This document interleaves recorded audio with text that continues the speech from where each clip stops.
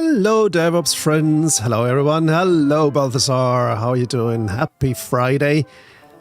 I see. Still in the Intel, F170 collaboration. I watched the Level 1 Tech video yesterday. Really, really interesting.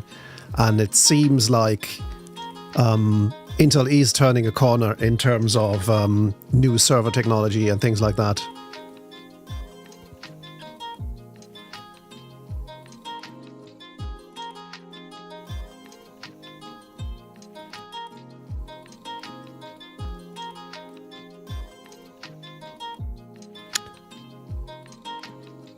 Ah, yes. Okay, there's an ad break.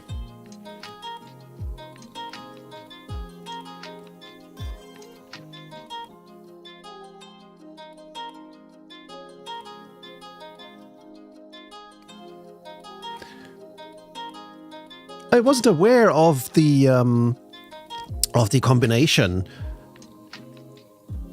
Using video encoding capabilities for VDI, but of course it makes sense, yeah, and it's really, really interesting.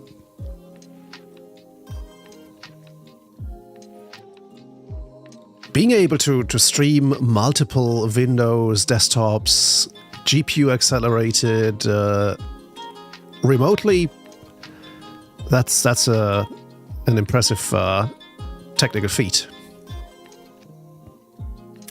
I've never had these use cases in my past. Maybe I should set up a VDI setting for my courses where people can actually log in remotely into some kind of a server. So that's actually an interesting idea. I'll have to look into this. And I'll have the opportunity to do so because next week, well, I'll be in Germany next week, but I'll still be working remotely. And the week after Easter, I'm going to actually take off. And that'll leave me a little bit of time to think about these things, watch YouTube and stuff. So learn something about this area of remote communication.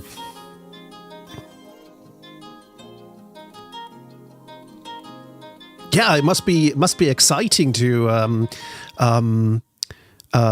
explore these things, have the inspiration from a YouTube video, being able to actually work with the creator and explore these things. I'm really curious what will come out of this.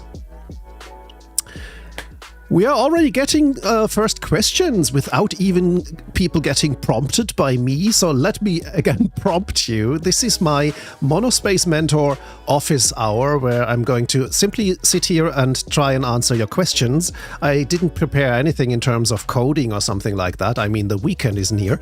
So you can use this opportunity to simply post questions to the Q&A platform at qa.monospacementor.com, and we'll get them on screen, and I'm going to answer them as best I can. So, one question that has already come in is, I see you have a Neato tablet on your desk. Do you use it for sketching/whiteboarding? I do actually use it to do some sketching here on stream. So if I want to visualize something, I can simply switch to this screen, and then I can use it to illustrate something.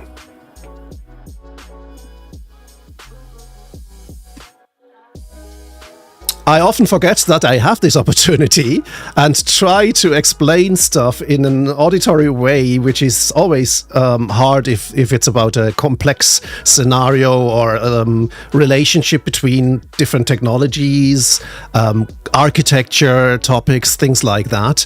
After the stream, then I slap my head and I think, oh, you could have visualized that simply using the tablet, you idiot. And so I need to get used to that more. Thanks for reminding me, actually.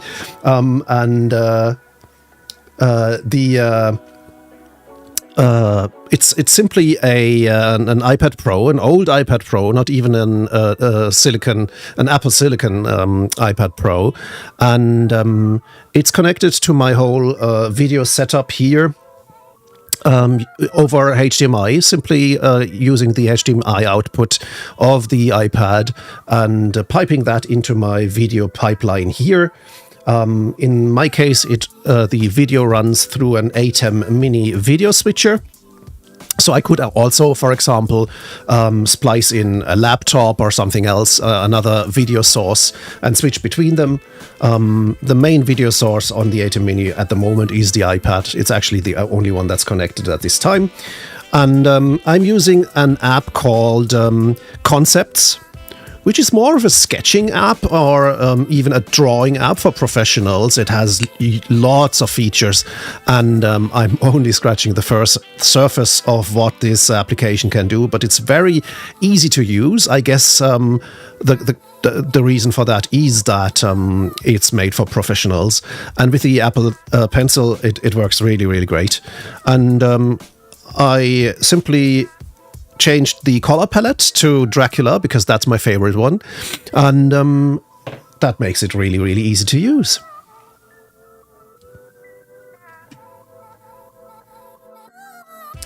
So again, use the Q&A platform qa.monospacementor.com to post your questions.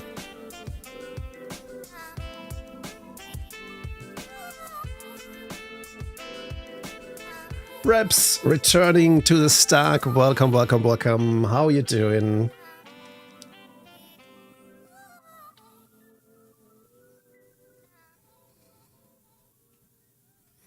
So yeah, I'll be sitting here, drinking water, and waiting for questions to come in.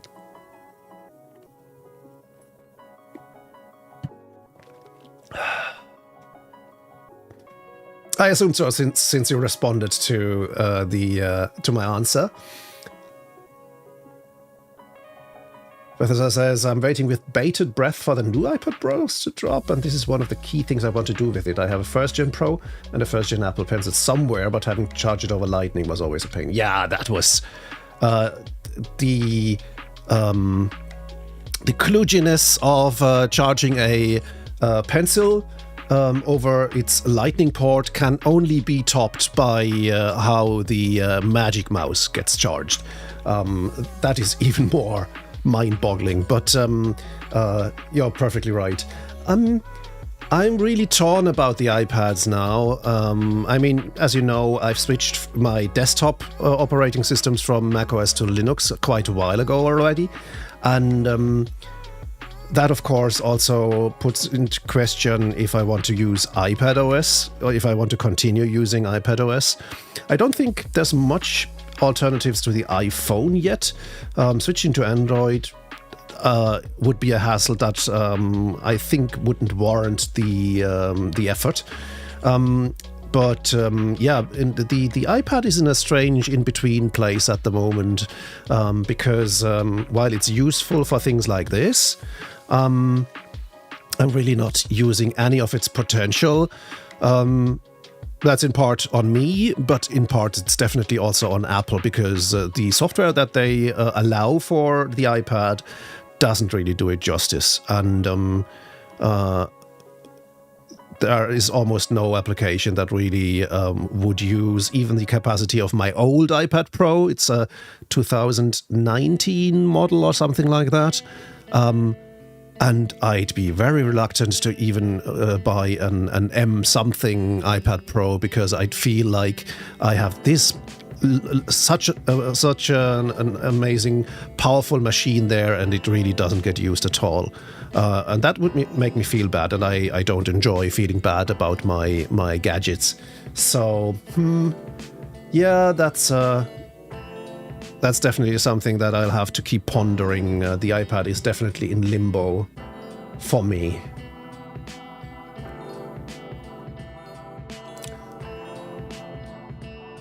Bethesda says, yeah, the tool chain is a bit awkward, but I've tried swapping to Android and it just doesn't work, so I've resigned myself to the fact that unless some huge shakeup happens, Apple will have a home in my personal tool chain in some way, shape or form. Makes sense. Apocalyptic, welcome to the stack. Good to have you. Thank you for the follow.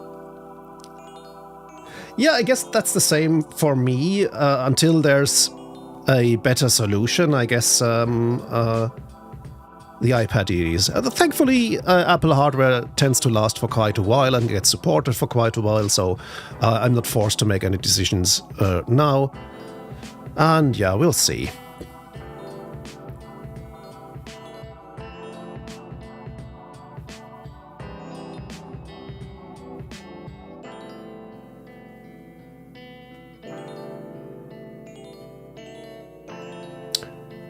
For everyone who's just joined us, this is the Monospace Mentor Office Hour.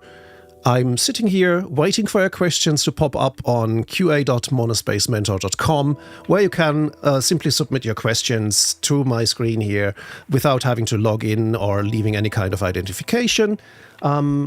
So feel free to do that, and I'll get your question on screen so everyone knows what I'm talking about, even if they join mid-answer.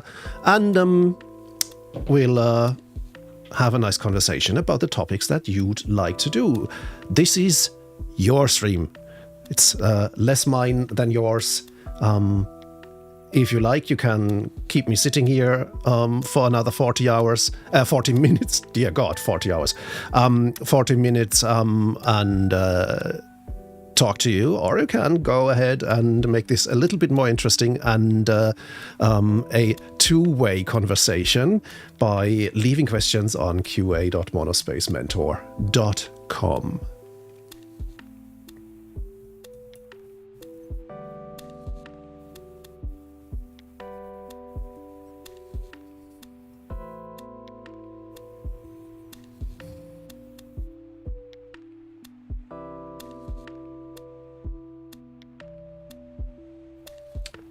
Let me try something here.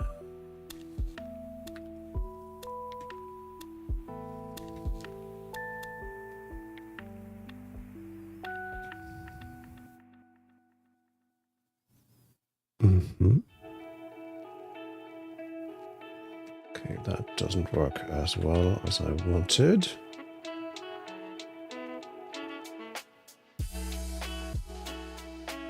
Bethas asks, what was that app again that we are using for drawing? It's called Concepts.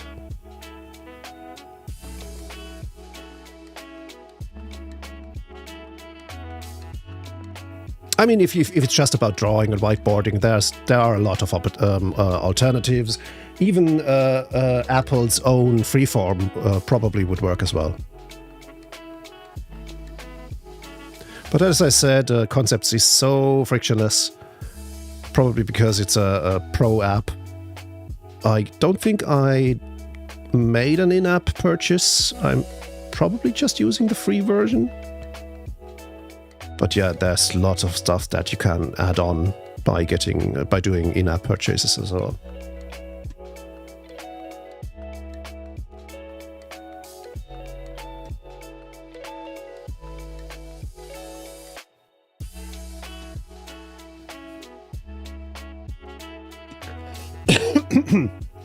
Sorry about that. Should have muted myself.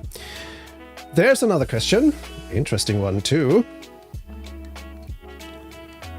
First-time Kubernetes user worried about managing a new production app. Any general tips?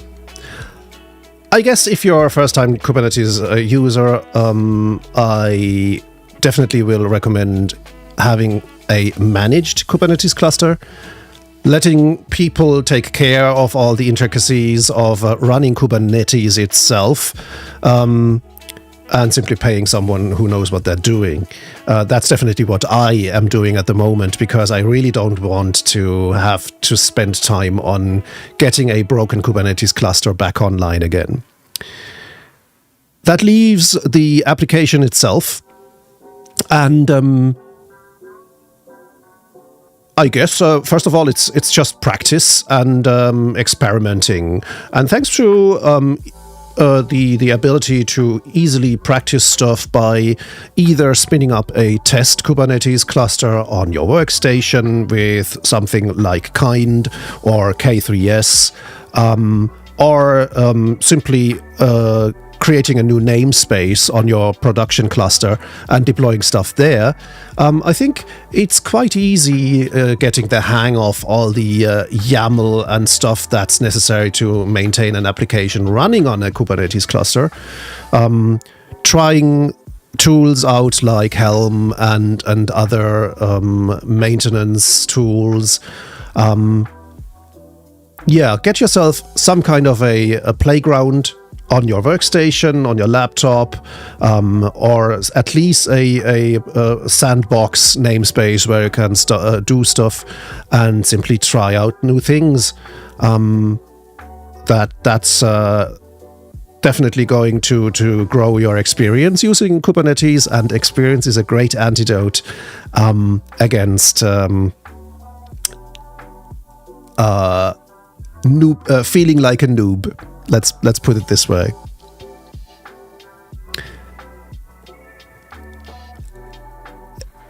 If I may ask, what exactly are you worried about?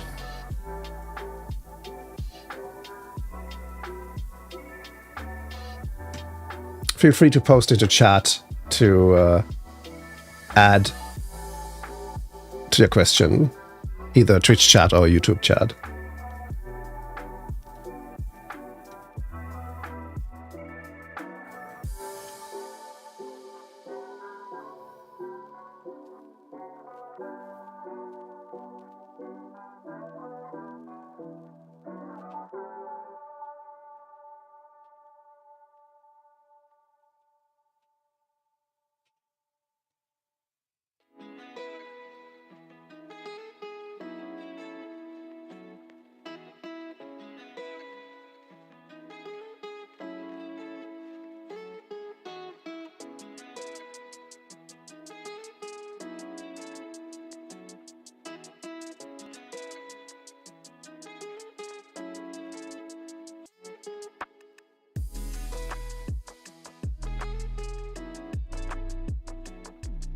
Balthasar says, three quick things I suggest. First, ensure you're comfortable with the monitoring toolchain.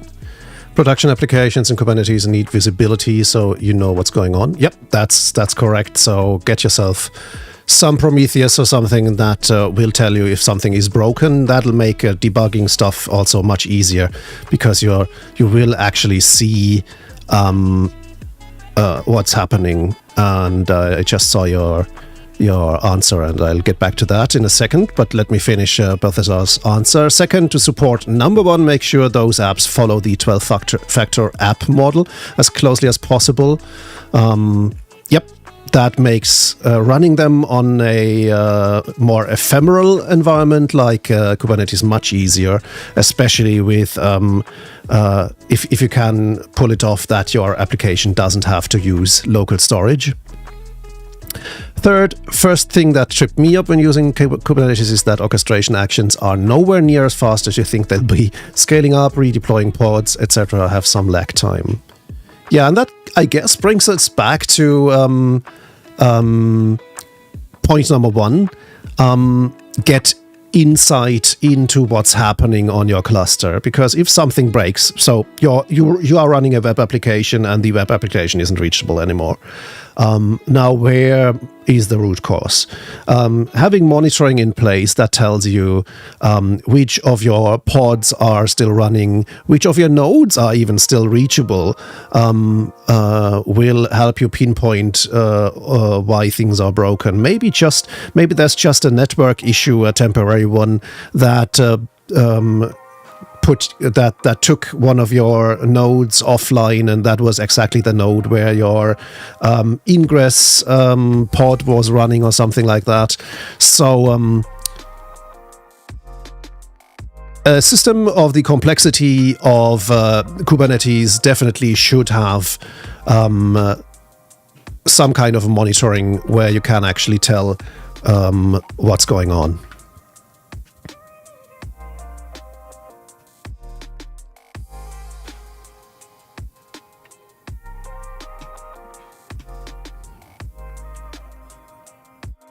And yes, as Balthasar says, running databases in Kubernetes is definitely a challenge. Yeah, running databases in Kubernetes is one of the more challenging things, and that should be done by people who have ample experience.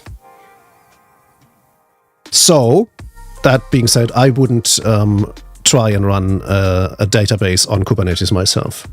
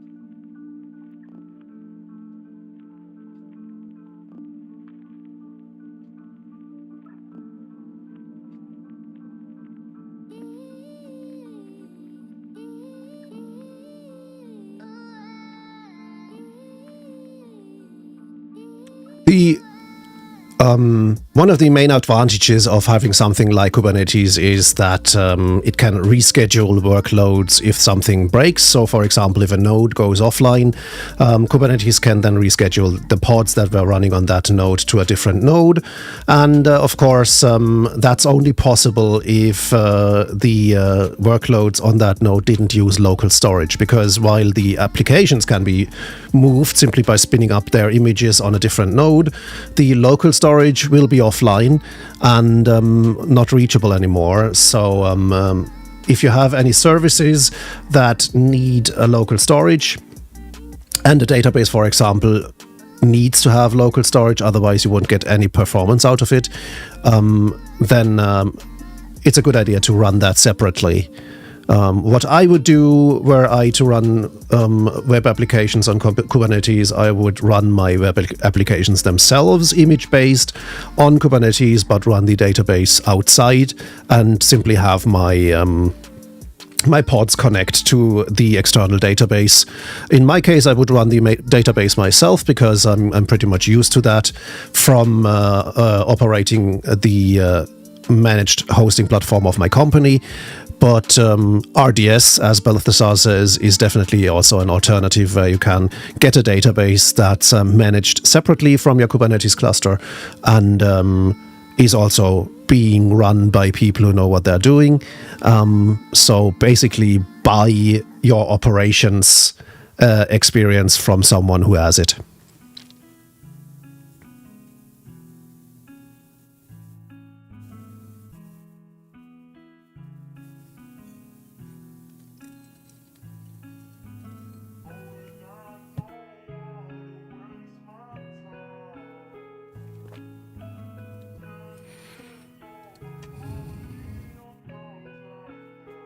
And yes, certificates and things like that. Every Kubernetes cluster that I install gets the Nginx Ingress and the Cert Manager installed first.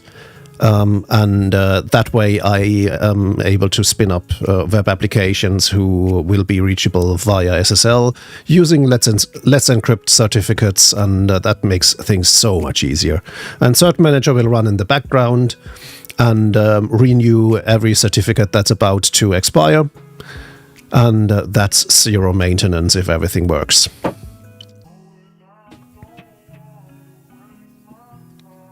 Other than that, of course, yeah, if you are just starting out using a new technology, you'll always be a little bit anxious, but nothing can combat that better than simply getting your hands dirty and getting some experience.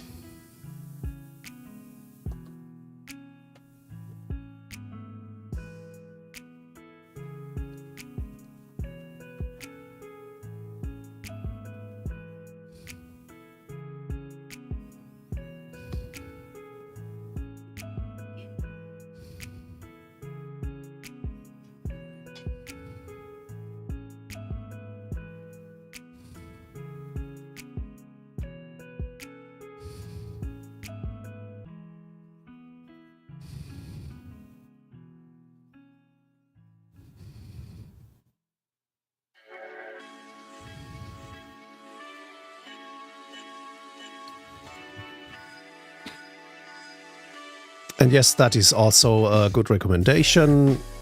By using the DNS-based authentication between your website and Let's Encrypt, it's not required that your Kubernetes cluster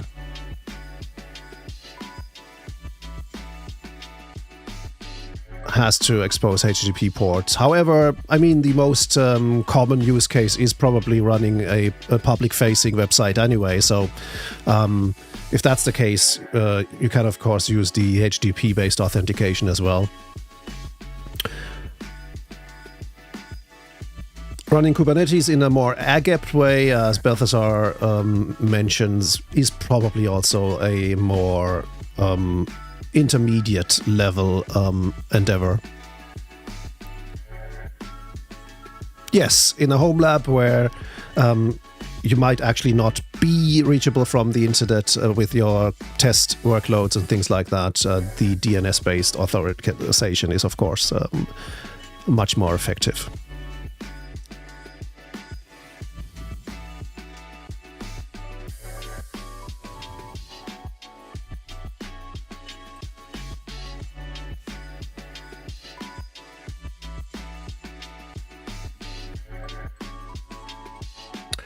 If you just joined us, this is the Monospace Office Hour, Monospace Mentor Office Hour. I'm Jochen, the Monospace Mentor, and during my Office Hour live streams, I don't do any work myself, as opposed to my usual live coding live streams, and I'm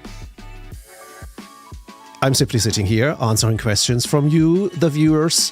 Please post them to qa.monospacementor.com. You don't need to log in or anything. You can simply enter your question and it'll appear on my screen and in consequence on the stream as well. And the nice thing is I can highlight your question and everyone who joins the stream mid-answer can actually tell what I'm talking about.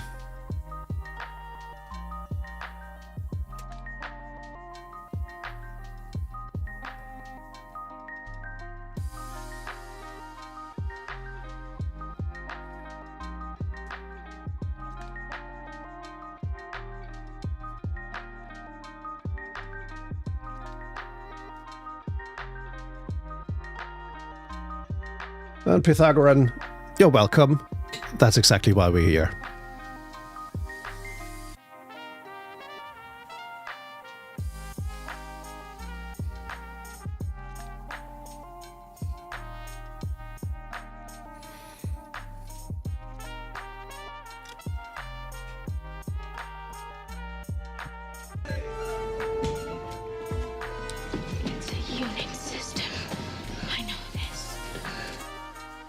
Thanks for the follow.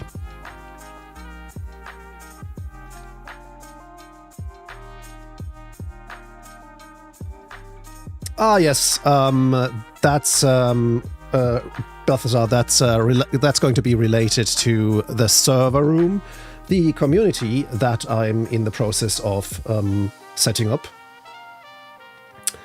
and yeah, I'll send you a Discord message later today.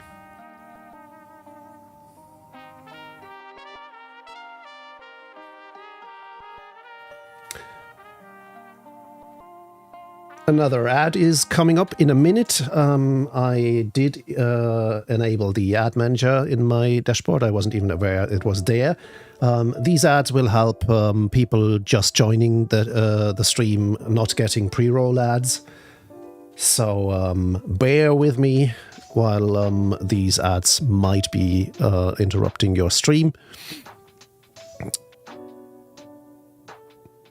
And after the ad, I'm going to answer the next question. Post it to qa.monospacementor.com, please.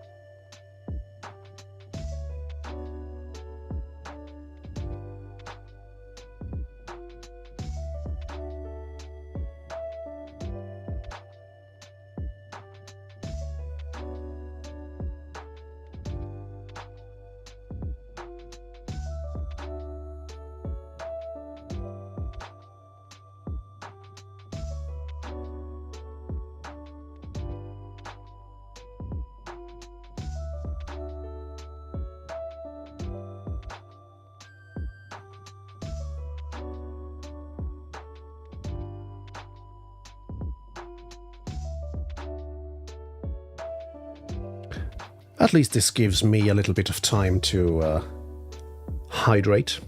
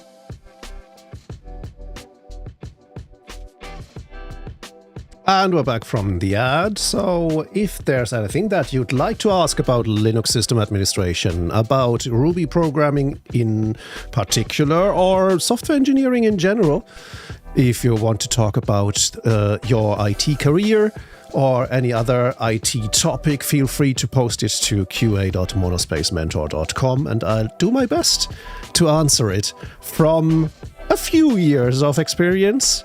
I've been coding since 1984 and started using Linux in 1993. So there is a little bit of practical experience that I can draw from to answer your questions. Of course, I can't answer any question or every question. There are definitely topics where I'm not really deep into the matter, but we'll see. And there's always chat to help out as well, because where I am lacking experience, other people might not. So feel free to post your question. qa.monospacementor.com is where it's at.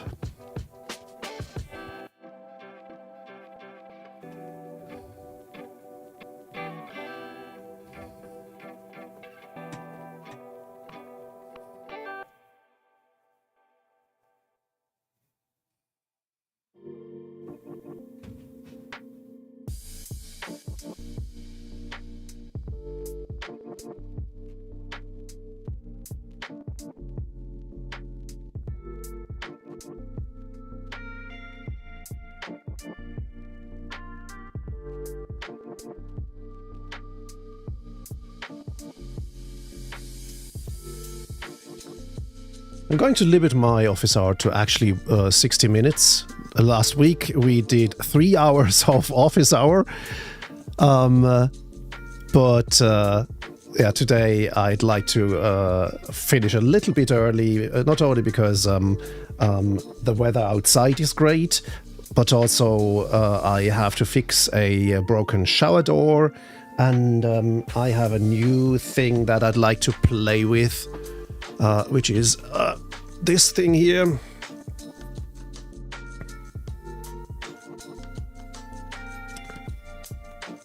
It's an old T480 that I'm going to set up for someone who might be listening outside this door. So I'm not going to name any names.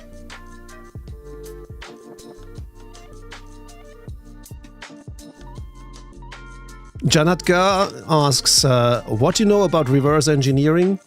Not much, to be honest. I'm not really into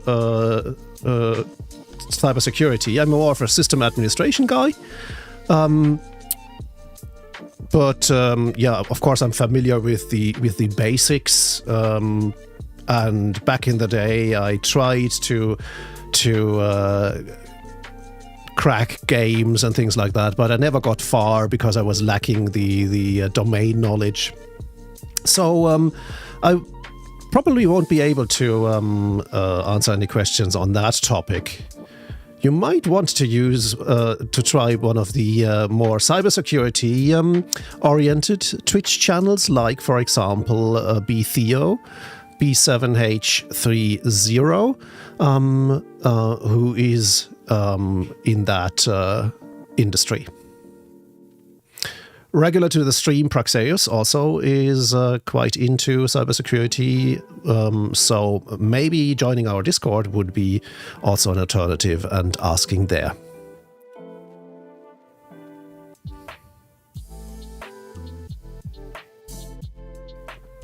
We have another question on the board for someone looking to try out new things in their DevOps journey. I've heard home labs can be helpful.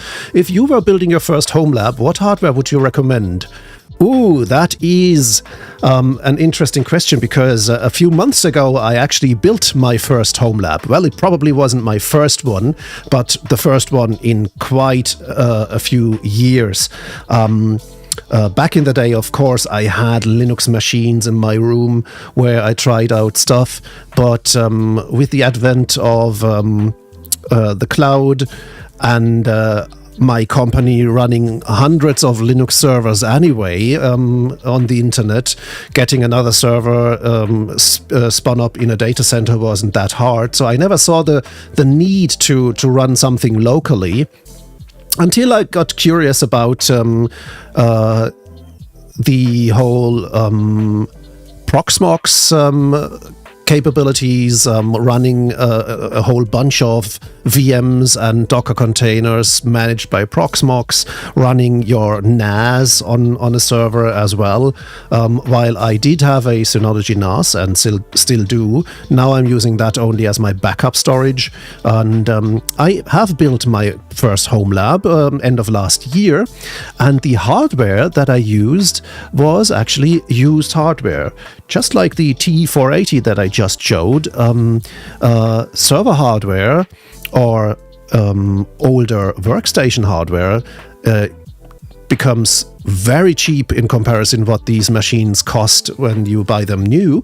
And so I got myself a Dell workstation, a Dell 5820 to be precise, which has a Xeon CPU that's still pretty capable. I think it's a 12-core CPU with hyperthreading.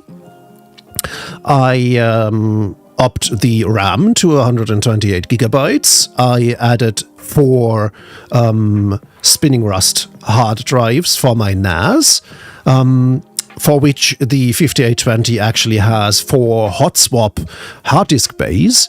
And I got that machine from eBay for about €500.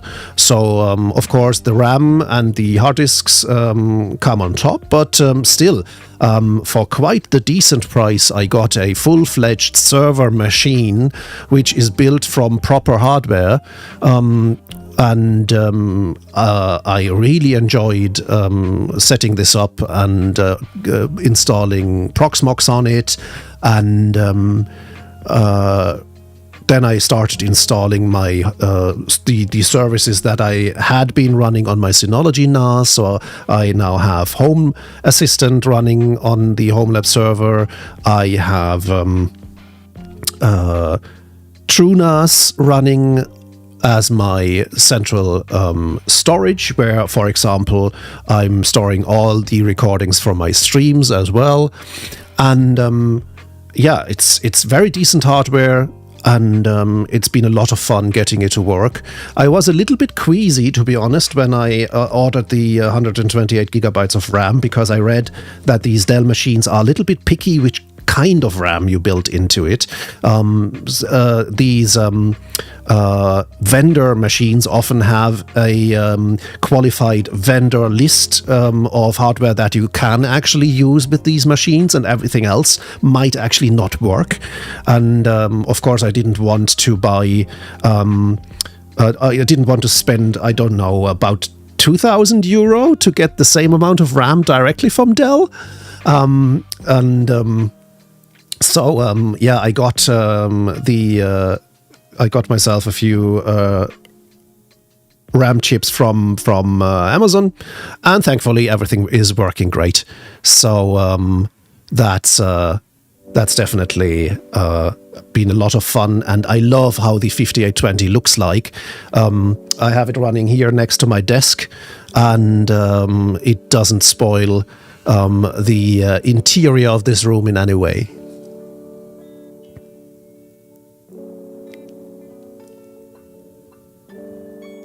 Janet Guy asks, which Linux distros have you got your experience? Lots of them. Back in 1993, I started with SUSE Linux.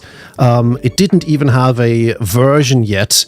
Those versions only came later, so it had a date as their release information, basically. And I switched from distribution to distribution. So, for example, I used Debian. I also used Manjaro. So you could say that I used Arch, by the way. On my servers, I've always run Ubuntu. I think the first server that I installed public to the internet was running Ubuntu 6. Hoary Hedgehog, if I recall correctly. And for our hosting platform, we are running a few hundred Ubuntu LTS machines, where we either upgrade the machines to the next LTS version, or we simply replace them with machines that have a newer LTS version on them.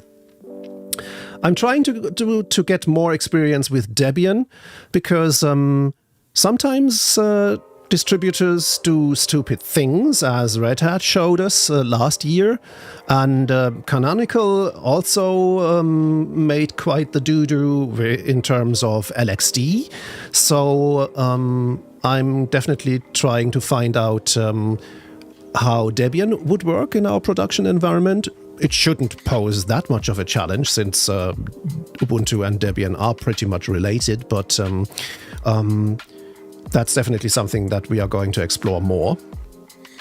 And for my workstations, I have switched completely to the Atomic Linux distributions from Fedora. So I started out trying Fedora Silverblue, and now I've switched all my machines, my workstation here, and also all my laptops, including the new T480. That's now running Bluefin, which is basically a version of Fedora Silverblue built by the Universal Blue team, who are doing a tremendous job of packaging very practical Linux distributions.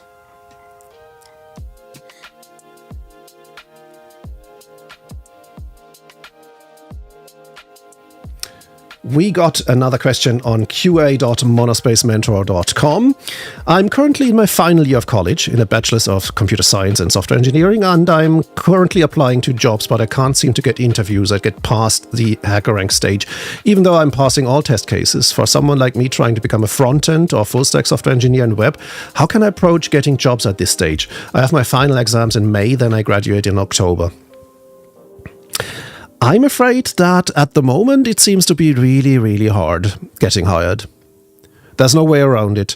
With all the layoffs going on, the job market, especially in web development, has become really, really bad. And so it's going to be hard to beat the competition, I'm afraid. There was just yesterday I read an article. I don't think I've even finished it, so let me try and find that article actually. Give me a second, and I'll post the link to chat as well as soon as I found it.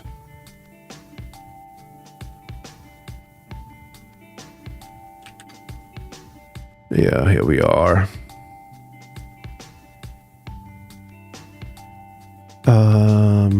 Just a second.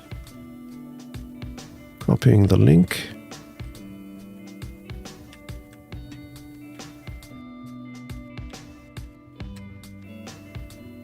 So that's an article by Baldur Bjarnason. And what Baldur there writes is pretty bleak, to be honest. So here's the link. He says, we have the worst job environment for tech in over 2 decades, and that's with the AI bubble in full force. If that bubble pops hard before the job market recovers, the repercussions to the tech industry will likely eclipse the .com crash. The executive summary is the developer job market is unlikely to ever fully bounce back. Tech companies are still performing mass layoffs, even with the tech bubble in full force. So what he means there is AI is exploding, and of course those AI companies are definitely looking for engineers. So this should be a growing market, but it's not. The layoffs tell us quite the opposite. Many organizations are also resorting to employee hostile strategies to increase employee churn, such as forced RTO policies, just to force people to drop out of the workforce, basically. Web media has historically been a major employer of web developers and designers, but the entire sector is threatened by the simultaneous decline of search engine quality and search replacement tools that do not direct traffic to their sources. Large language models are unlikely to lead to a wholesale revolution in software quality. Productivity, ROI, and quality are not synonyms. LLMs only have a plausible case for increasing one of those variables. Developer summary, as opposed to executive summary, finding a non-bullshit job is likely only going to get harder. The overall developer job market will continue to fluctuate, but without dramatic change, there isn't much on the horizon that seems likely to turn the decline around. Finding effective documentation, information, and training is likely to get harder, especially in specialized topics where LLMs are even less effective than normal. Predictions are a mug's game, but occasionally you just have to be a mug. Tech predictions specifically are a mug's game. Trying to accurately estimate the impact of a single variable, such as technical innovation, on a complex system is futile, even if you manage to isolate said system. When you have multiple complex systems that are intertwined, social, economic, cultural, political, predictions become especially foolish. Forecasts can be useful. Short-term estimates of the likely trajectory of single variables are both possible, as long as you pay attention to your margin of error, and useful. But as soon as you start to try to predict the second or third order consequences, things get remarkably difficult. With extremely complex modeling, meteorologists can estimate where a newly formed storm front could land. They won't be able to pinpoint exactly, but can give you a likely range.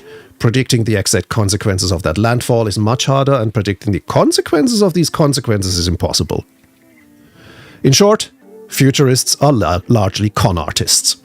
Accurately predicting the web developer job market is effectively impossible. It exists at the intersection of multiple different economies, social systems, and cultures. It's governed by multiple different interconnected variables with interlinked consequences. But when you're faced with a potential disaster, such as the potential eradication of your entire profession, and here he links to Daria Obozanya, where the NVIDIA CTO basically says, don't get into coding, get into using AI, which is a different story and a different discussion. But anyway, you need to do something to get a sense of the broad range of consequences you might be facing. Predictions are a big part of planning for natural disasters, and both geological and weather systems are easily some of the more complex systems you can encounter today. What sort of predictions can you make for a complex system? Okay, I'll skip over the geological side track here. The state of the tech job market today. The last time employment in tech was this bad, in the early 2000s, I dealt with it by simply opting out. Fuck it, I'm doing a PhD, and I just didn't participate in the developer job market for 4 years. Well, that's a choice, definitely, but you need to have the runway to be able to keep living during that time. Well, I lie. I still did freelance gigs on the side. But because I managed to get a grant for my PhD work, a few months passing between paid projects wasn't a disaster. That, of course, is a privilege. I'm not about to do another PhD, once enough. The software developer job market today looks at least as bad as it did in the aftermath of the dot-com collapse. This is not a one-off event, but has turned into a stock market-driven movement towards reducing the overall headcount of the tech industry. And this trend towards job cuts seems concentrated in tech or tech-adjacent sectors such as streaming. Because even companies like Netflix are laying off people. And I don't think they are doing badly. And their stock price basically confirms that. This is despite the arrival of a boom in funding due to the generative model bubble. AI is ostensibly here to turn the tech industry around. Every month sees massive investments in AI and related tech.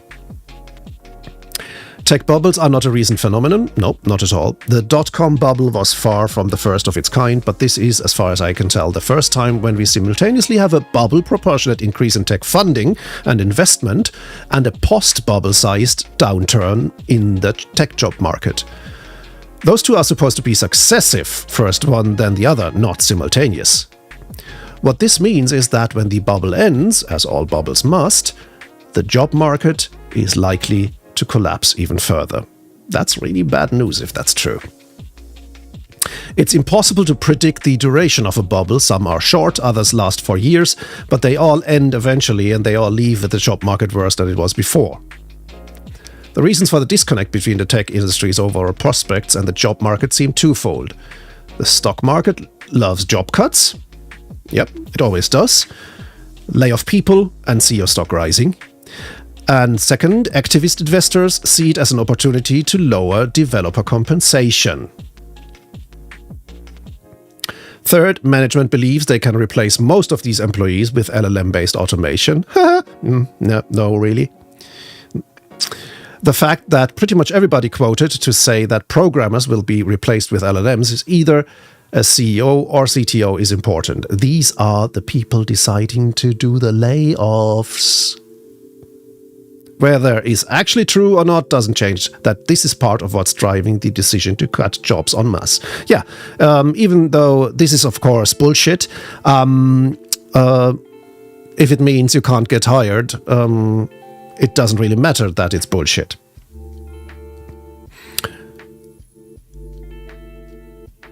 I'll skip over the role of LLM-based coding tools.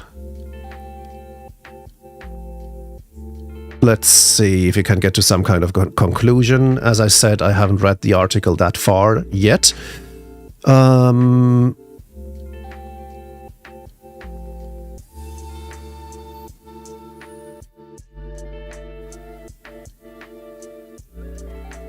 This is a long article. That's probably an important section here of web media, the eradication of an entire sector of employment. That will definitely have an impact on your chances to get hired, because if the industry is in decline, of course, getting hired is going to get harder and harder. Subscriptions and native advertising aren't coming close to making up for a 95% shortfall, as this diagram here, this diagram on programmatic advertising implies.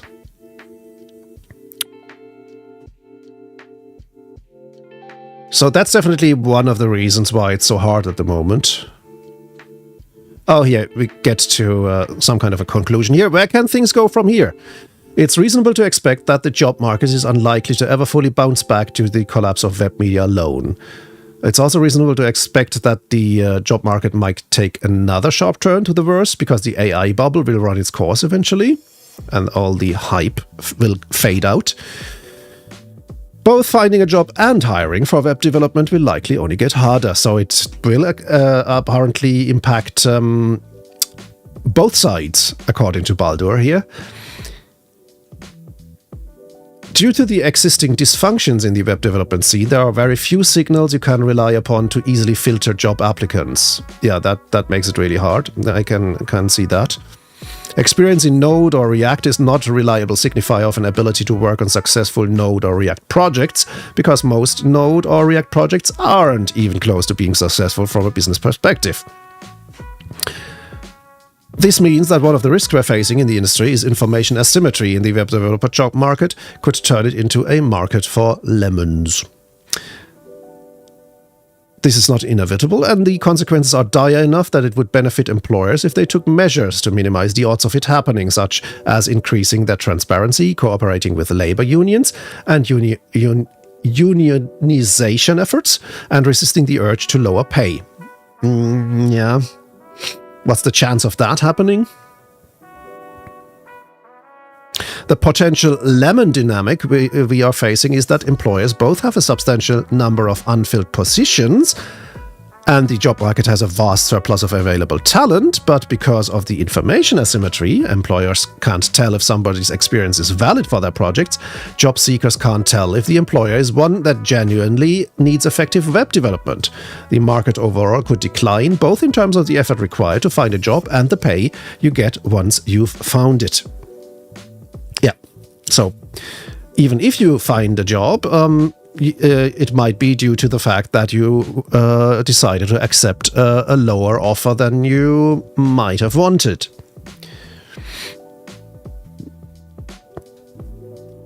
So what should I do? That gets us back to your question, I guess. If I'm a freelance web developer with an ebook business, I'm a freelance web developer with an ebook business on the side. That's Baldur Bjornsson, by the way. I've been making websites since the late 90s and have managed to outlast several bubbles. But normally the bubbles themselves came with decent job markets. Our current situation, where we have simultaneously a funding bubble and a poor job market, is, in my experience, unique. Certainly unique enough for me to try to look closer at what's happening. Since it's impossible to predict specific shifts in the job market, our starting point always has to be to look at ourselves. What can I do?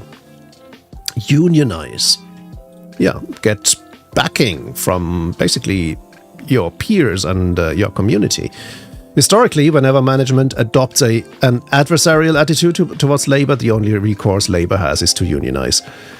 Collective action limits the abuses of management, and unionized industries tend to be more stable. This might have a detriment to the sharply growing tech industry of a decade ago, if you believe anti-union messaging, that is. But today, we are facing being outright cut out of the success of the industry. As you can see, for example, when you look at leading tech companies, which in recent years paid their leadership more money than they paid in taxes.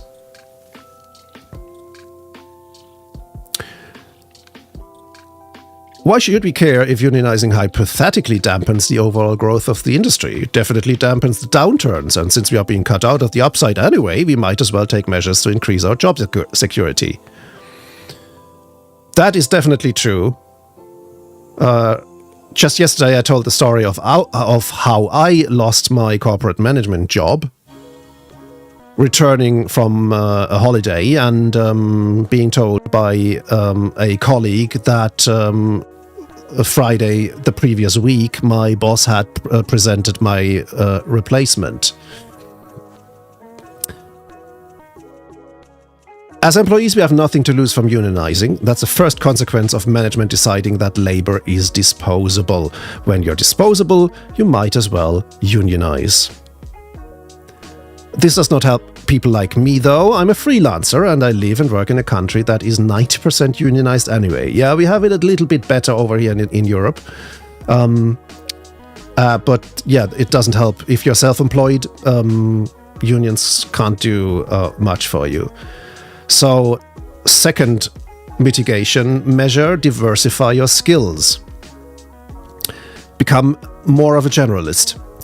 Popular frameworks and languages are likely to be harder hit than others. Web development dominated objectively more dysfunctional than much of the rest of software development to begin with. That's something that I can't validate since I'm not that deep into web development and let alone into JavaScript-based web development.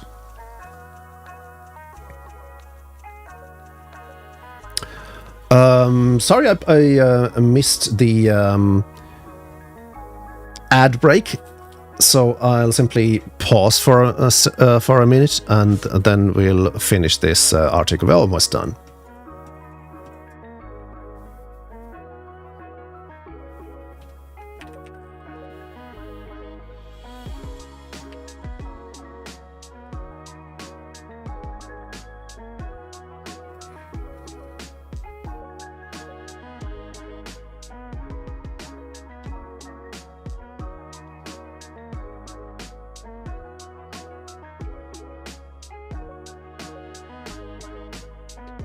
Reps, are you asking the about the paragraph that I just highlighted?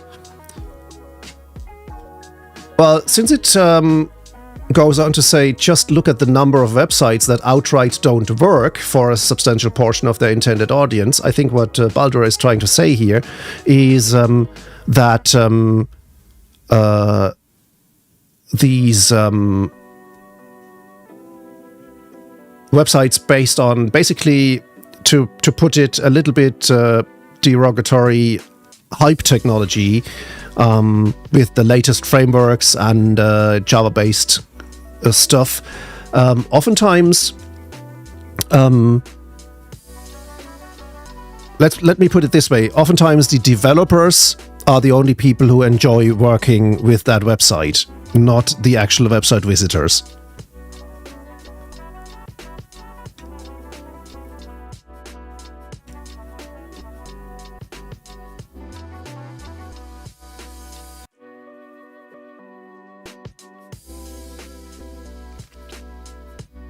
To put it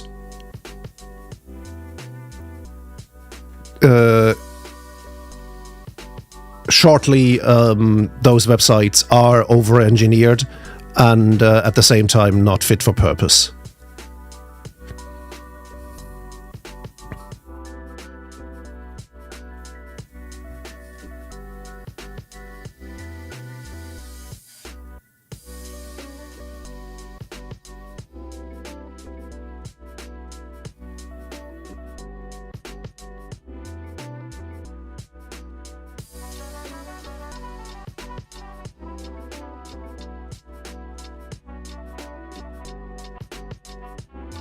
Not sure if you're screwed, and I'll get to that. I'll definitely try and comment on the whole thing as well.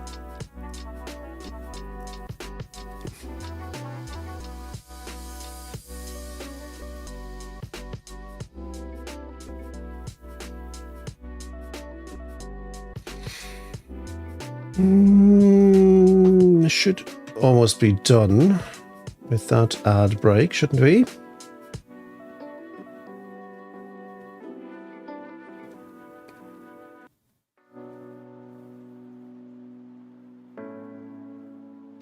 Let's assume we are.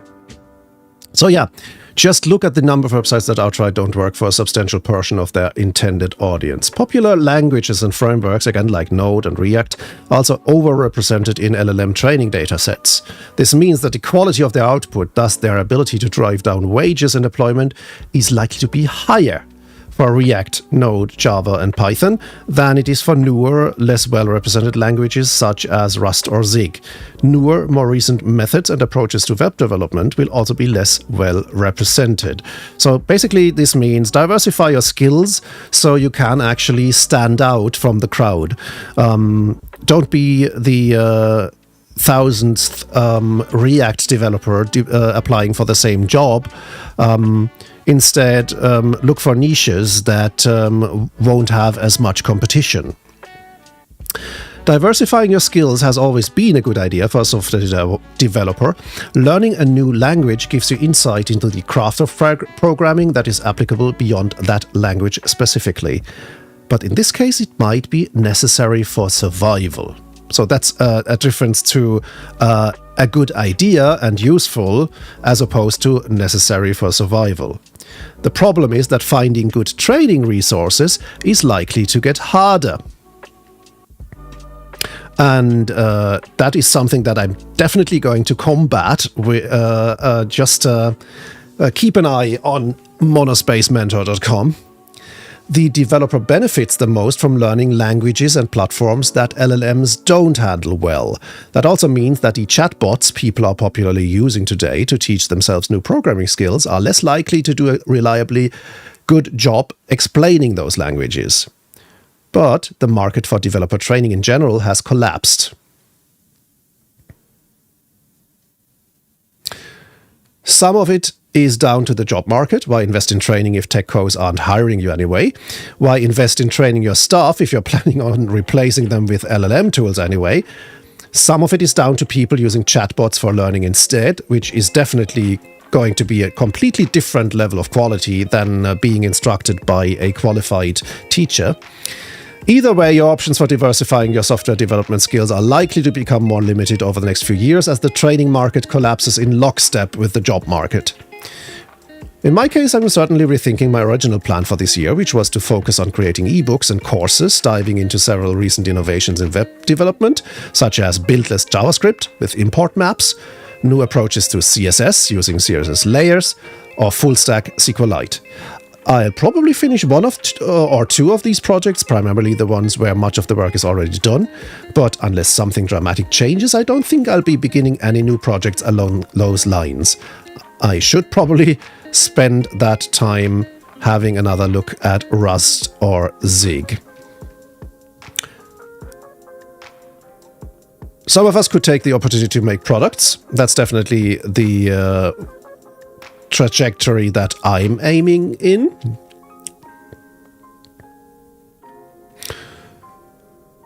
None of this will be easy. The problem with giving people bad news is that you don't always have something positive to say that can outweigh the bad. Sometimes all the news you have to tell is bad. I don't think it's safe to assume that the software developer job market will rebound. I'm hoping it will stabilize at a sustainable level, but even that isn't guaranteed. The tech industry has innovated itself into a crisis, but because the executives aren't the ones out looking for jobs, they see the innovations as a success. The rest of us might disagree, but our opinions don't count for much. We aren't helpless. There are tactics we can apply, avenues we can explore, and constructive efforts we can put our energies into. But what we can't do is pretend things are fine, because they are not. So yeah, that's a bit of a bummer, isn't it? Getting back to your question, what am I going to do end of this year when I finished my when I've graduated?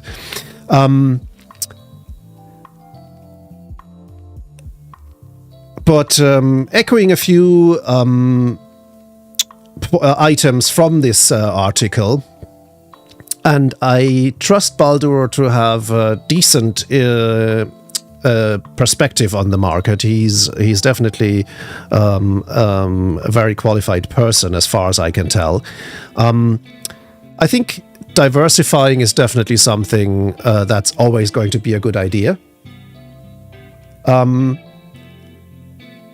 And the topics that we keep talking about here on this stream are definitely going to help you in that. We always talk about DevOps, the intersection of software engineering and IT operations. We talk about site reliability engineering, which is applying software engineering rigor to operations tasks. And being able to program in more than one language is definitely also going to make you a much more well-rounded software engineer. And having insight into how operations works will make you efficient, because you can talk to operations people and interface with them much better than if you follow the old model of just throwing your finished result over the wall of confusion, hoping that someone in ops will pick it up and get it running in production. These are just a few examples how you can prepare for the onslaught that seems to be already going on and only going to get worse in at least the coming months. Unionizing is something that I don't have any experience in, but especially in the US, it seems to be something that is gaining more traction and is helping people to at least mitigate the damage that leadership in especially the bigger companies is causing. Now, let me take a look at chat as well. Rep says, so I'm screwed. Not if you are going to do something about it. It's going to be hard, but I mean, we can't always count on the market being an applicant's market, meaning everyone is competing for software engineers, and so the only question you might then have is who's paying me the most.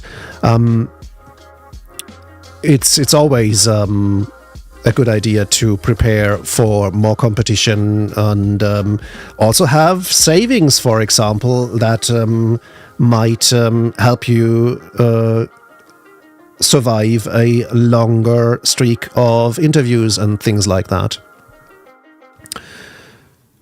If you see clouds at the horizon, prepare for a storm. If it doesn't hit you, that's not going to be a problem. You'll just be more resilient, and so definitely that's something where you can at least prepare a little bit. Balthasar says there's an interesting bit in this article on boot.dev that I think is highly relevant. Here's the source, then I'll go into details. Thanks for the link. Maybe you do need Kubernetes. Interesting. Balthasar then goes on to say, the likelihood that you're going to be hired and make good money regardless of market can be plotted on a graph with axis of difficulty of the task versus demand of the task in the market. Yeah. So it's also going to come down to skills, definitely. And I think being more of a generalist is definitely an inoculation against AI, because specialized topics might be actually covered by AI quite well, as Baldur points out with the whole JavaScript front-end development area. There's a lot of information out there that LLMs can gobble up, and so the chance of someone using ChatGPT to research a topic around Node and JavaScript and React, the chance that they will find something of quality is actually quite high. So being able to also cover areas where AI might not have a good base of knowledge to draw from is definitely going to be an advantage.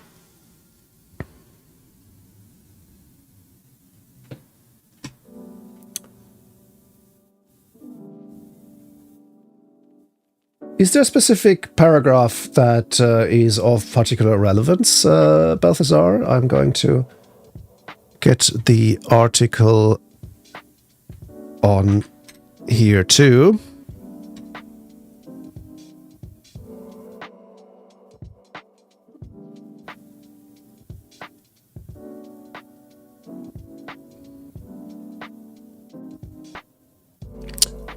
Thea has this great video on Kubernetes currently titled "You Don't Need Kubernetes." That's T30, right? Nope. Yeah, T3. Yeah. Okay. Got it. Yeah. I am a Kubernetes enjoyer, but I'm not here to argue about that. The part of the video I do want to discuss has nothing to do with Kubernetes. It's where Theo draws the line of Primogen. Oh wow, we are name dropping extremely here. Okay. He explains that some technologies trade scalability for speed of development. Deploying Next.js using Vercel and Firebase is quick, but it comes at a cost. As you scale up, either by adding users or by adding more complex features, you'll need to do one of two things: rewrite with something more flexible or performant, or pay a lot of money to Vercel. Yeah.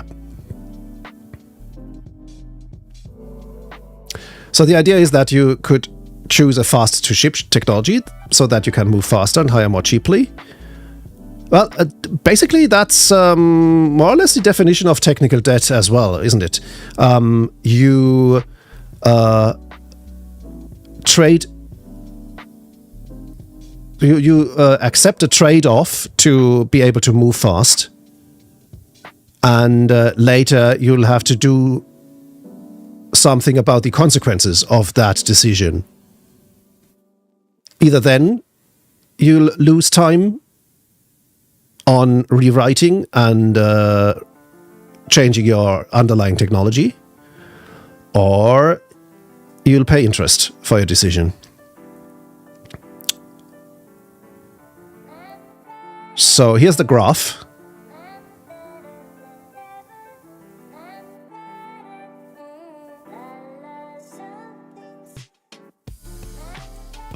Fuel Snobble, hello, how you doing? But the talk goes on to say, this talks about what the right choice is for how you develop and host a platform, but there's incredible parallels to what we are just talking about. Okay. Yeah, so here's the Firebase curve, where you basically have to, I guess this axis is difficulty. Over time, difficulty will rise, and at this point, somewhere here, you should hire someone who can actually deal with that technology, or with that level of difficulty. It represents the point where you're spending so much money due to slow code or third-party costs that it's worth it to do the hard things required to do more efficiently, to more efficiently scale, whatever that means in your case. You gotta hire a Rust Chad and kick those React Andes to the curb or something. What's wrong with this idea? Well, nothing really. Theo's correct. If you're a founder, indie hacker, or engineer number one at a startup, this is exactly how you should be thinking. Yep. Try and get as far ahead as possible, in fact. The problem is that you aren't a founder, an indie hacker, or engineer number one at a startup. 99% of my readers want to be a great engineer and earn a high salary as employee number 2 to 10,000 at a tech company. There's nothing wrong with that, but it means you should think about this stuff differently. What should you do? When I look at that graph above, I think, how can I be the one they throw money at to come in and do the hard things? In other words, when you're making a business decision, it's generally good to pick the simplest, fastest, and cheapest option. When you're making a career decision, it pays to be an expert in hard things. To be clear, I'm not saying that you should solve simple problems in complicated ways just to inflate your market value. That can have the opposite effect.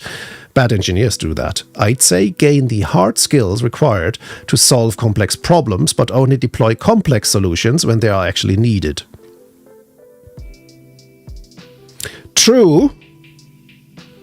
I would definitely count myself in there, with decades of experience and both experience on the individual contributor side as well as on the management and leadership side.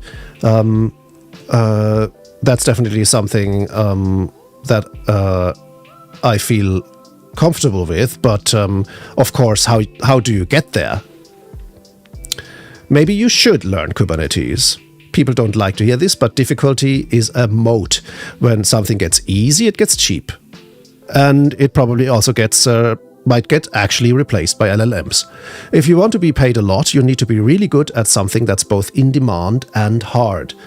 If it were easy, everyone would be doing it. That's why very few people actually made money dropshipping in 2015 or buying NFTs in 2017. So here we have the demand axis, and the y-axis is difficulty, and then there's the line of making money again. It's also why I hate when coding bootcamps talk about how easy it is to learn to code. It's not easy, at least not if you're doing the interesting stuff that pays well.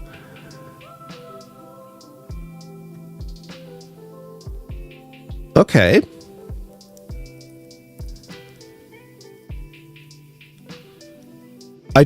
To be clear, I don't believe in standing in the way of progress. I want coding and software engineering to get simpler, easier, and faster. The result of that, however, is that the winning strategy for software engineers is to continually build expertise in in-demand, hard-to-learn stuff.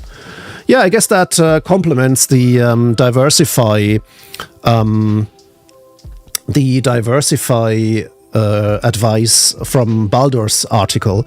Put in the work.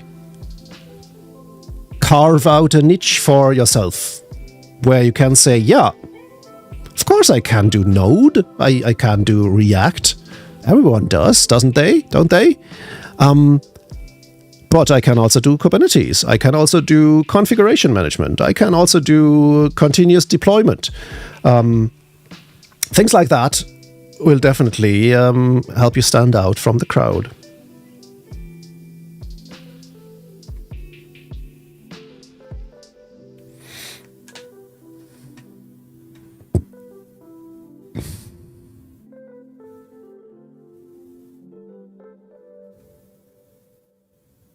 First Hour says, if you use Kubernetes and Rust, then my software is guaranteed to scale. And I will make billions. I'm a 10% dev.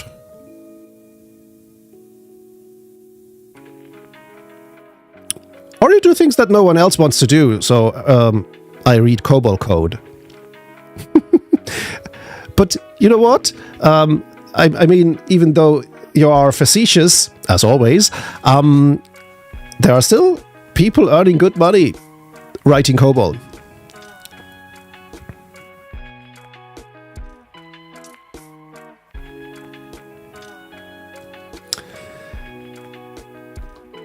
It's not a pretty topic.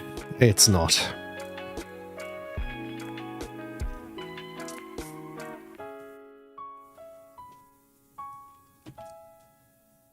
Yeah, you could call yourself full of snarky.